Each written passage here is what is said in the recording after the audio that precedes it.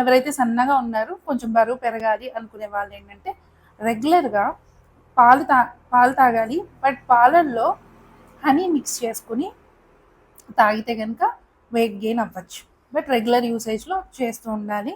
ఒక 100 ml of మిల్క్లో ఒక 2 to 3 spoons of honey add చేసుకుని రెగ్యులర్గా తీసుకుంటుంటే కనుక కొంచెం వెయిట్ గెయిన్ అవుతారు.